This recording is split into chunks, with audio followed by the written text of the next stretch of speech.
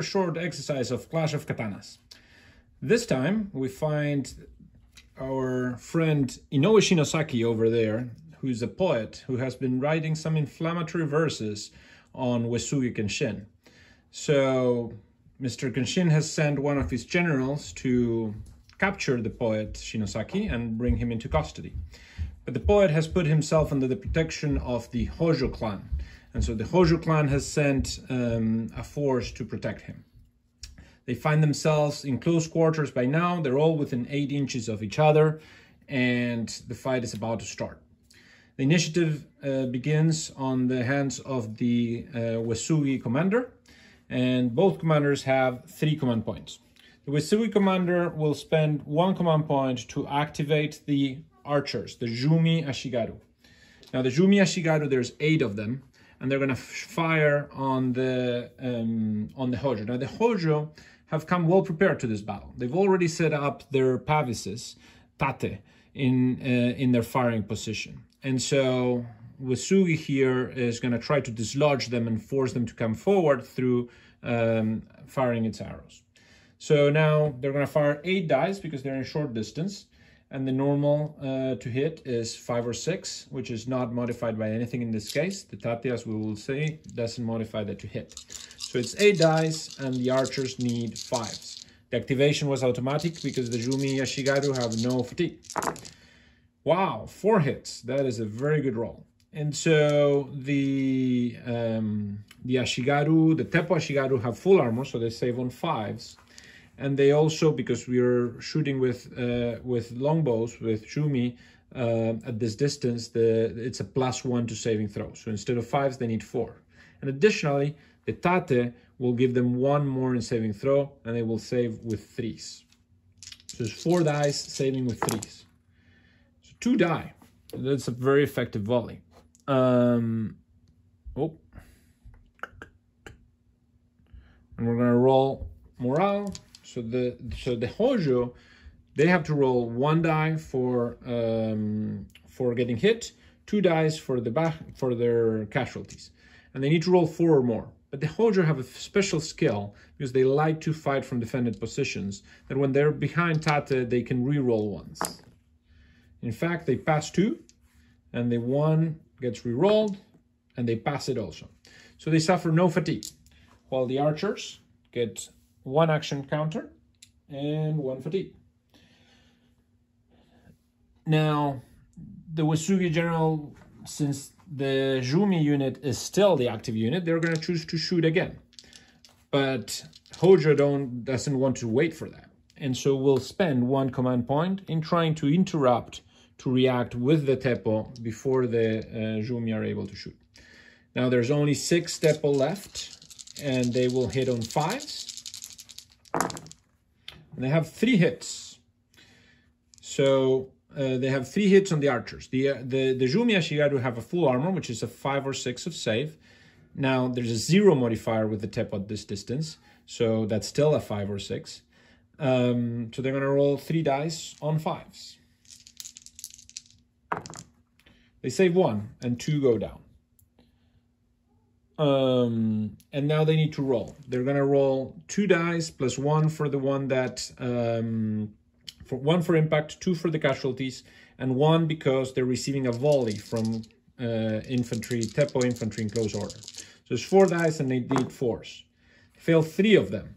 So they go to 4 fatigues, and that, because they suffer 2 in a morale, interrupts their activation.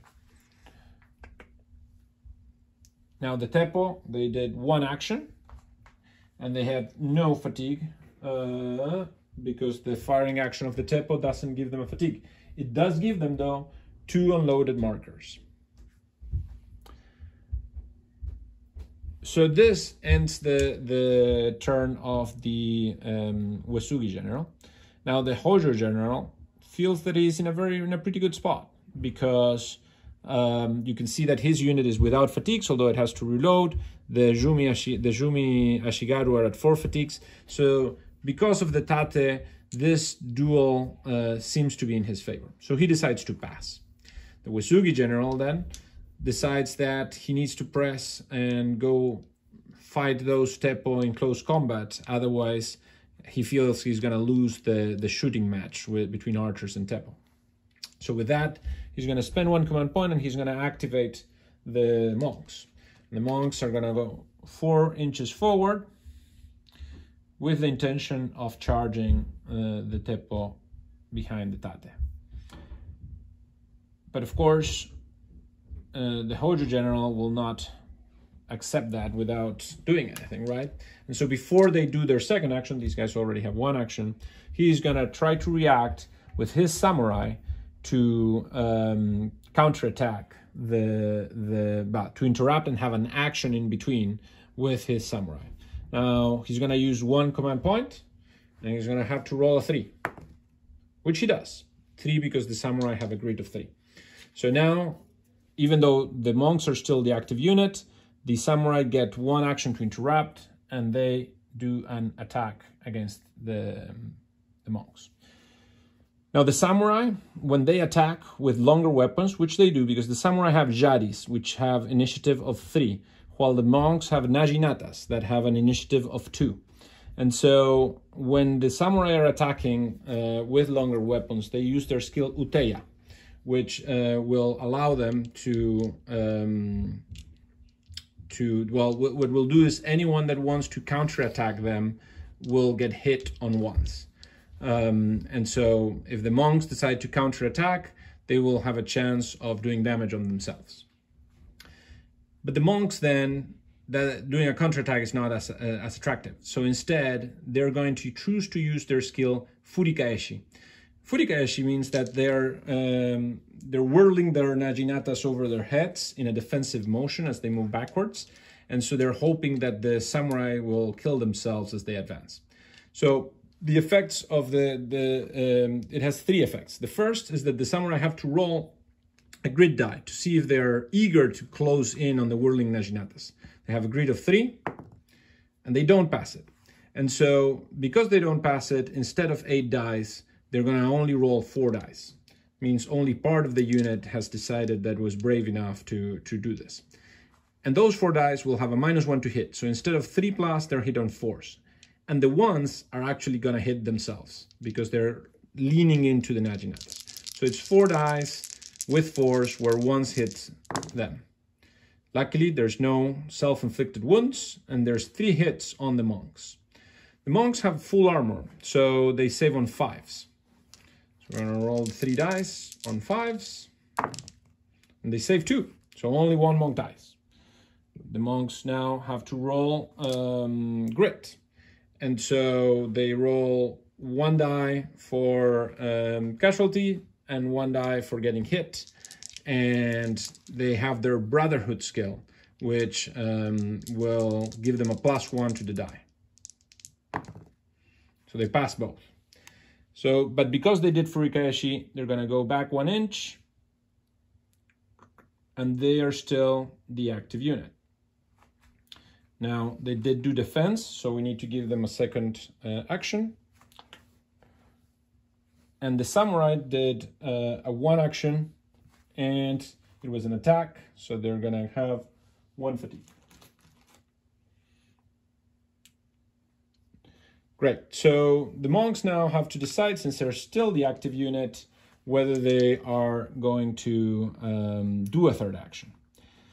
And they've decided that they're going to do it. They're going to charge home into the samurai with an all-out attack, taking advantage of the fact that they have furor and that they're especially scary when they attack in an all-out attack, and they will inflict an additional die of morale on the samurai. The samurai will decide to do a counter-attack and hope for the best.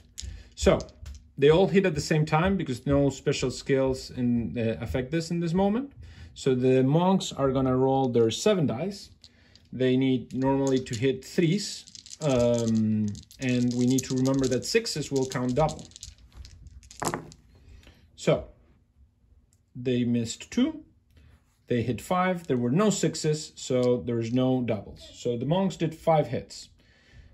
Instead, 5 hits. Instead, the samurai are going to counterattack They would normally counterattack. They have 8 people, but because they can never counterattack with more dice than the attacker, they're only going to roll 7 dice. They need 3s to hit. And so they hit 4 hits. So the samurai did 4 hits, the monks did 5. Now, the samurai save normally on 4s, but because the monks have Naginatas, that gives them -1 to save. So the 5 hits inflicted on the samurai are going to be saved on 4 - 1, 5. They only save 1, so 4 of the samurai fall to the monk onslaught. In the meantime, the monks have a normal saving throw of 5. There's no modifiers for the Yari, so they need to roll 4 dice on 5s. And they save 2, so only 2 monks fall.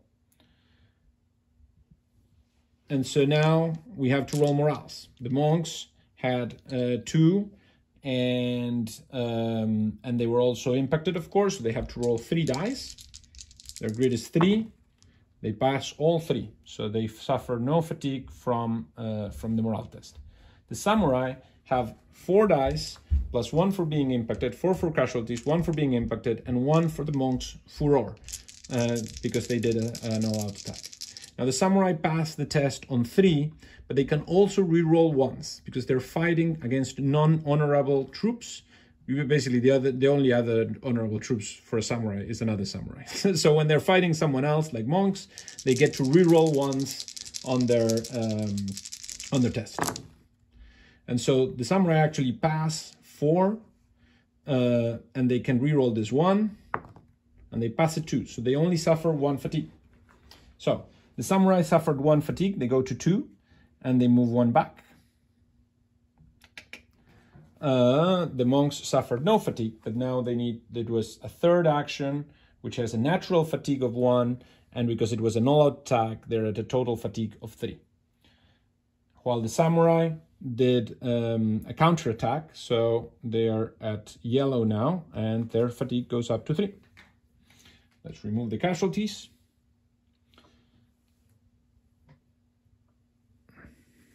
So the monk activation is done now. And they're out of actions. So the samurai commander is gonna try his luck a little bit. And he's gonna spend his last command point to try to activate the samurai for a last charge against the defenseless monks. So he needs to roll 2 dice, and they normally have a grid of 3, but because they're at 3 fatigues, they need a 4. They don't because the honorable skill only affects on morale tests, not in activation tests. Therefore, they're going to go to 3, and because when you fail to activate, you instead rest. So you gain an action and you lose a fatigue. And with that, the Hojo player is done. Instead, the Uesugi player will use his last command point to try to activate the archers for 1 last shot at the Teppo. So he spends the command point, rolls 2 dice to activate them because they are fatigued. He needs a 4, but because they have 4 fatigues, he's going to be at -1. He needs a 5. He passes, and so he gets 1 last shot. These guys normally hit on 5s, but because they have at least 2 fatigues, they're hitting on 6s. So they're going to roll 6 dice against the Teppo, rolling on 6s. And they do get a hit. Now, the Teppo, as we said before, they have an armor of 5, right? And because there's bows that are firing, they normally save on 4s. And the Tate will give them 1 more, so they will save on 3s. But additionally, when a unit of Teppo is unloaded behind the Tate, so it's reloading, it gets an additional advantage of being able to reroll the 1. So the Tates are more effective when you are reloading because you get to hide behind them. So basically they're going to roll 1 die, saving on 3s and re-rolling 1s. They save with a 3, so that passes. They still have to roll morale, and they pass a 2. And so the archers now are in yellow, and they did another shoot, which they moved to 5. So with that, we're going to end the exercise here, and we can see that this is still a little bit of a stalemate. But we can see how effective a defensive position with Tate is. And even though archers can fire faster, they're going to be in a disadvantage when firing from the open to a defensive position like that. And we have also seen a little bit of the interaction between monks and samurai, and also the difference in fighting styles between the Naginata and the Yari. I hope you have enjoyed this and that you have learned a little bit more about Clash of Katanas. Thank you very much.